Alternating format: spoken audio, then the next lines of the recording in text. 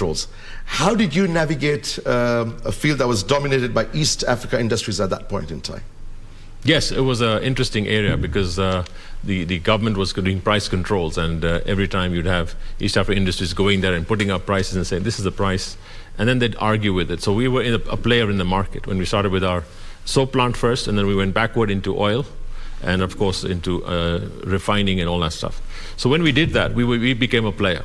And therefore, we had to go together with East African industries to the government and say, this is what you should do for price controls. And we were advocating for removing of price controls, but really, it's like the petroleum thing today, price control. But it's guaranteeing a market, guaranteeing a margin. I wish today we had the same as what petroleum has, because you're guaranteed a margin. Now, when they opened the floodgates, then competition came in, and really, it changed the whole concept. So at that point, it was a tough call, because you had to go and show them your costings, and they would give you a margin on that. Today, it's competitive. It's like you can lose money, right, if you're not careful, if you're not really on top of your game. So yeah, it's a changed world.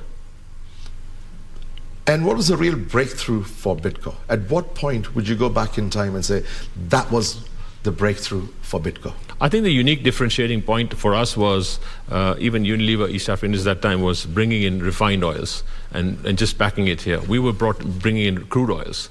And bringing in crude oils, processing it here, complete, full value chain. So we had zero wastage, number one. Number two, across the value chain, we had our costs very much in control. And we did Kaizen from then, and to look at what is our cost and where is our competitiveness. We went into plastics straight away. We didn't go into the tins that Kimbo was in. And of course, ultimately, we went for market share and mass market share. So we could create a soap that they didn't have. Our soaps were far better in terms of the bar soaps, and we could do marketing better. So it was prudent financial management.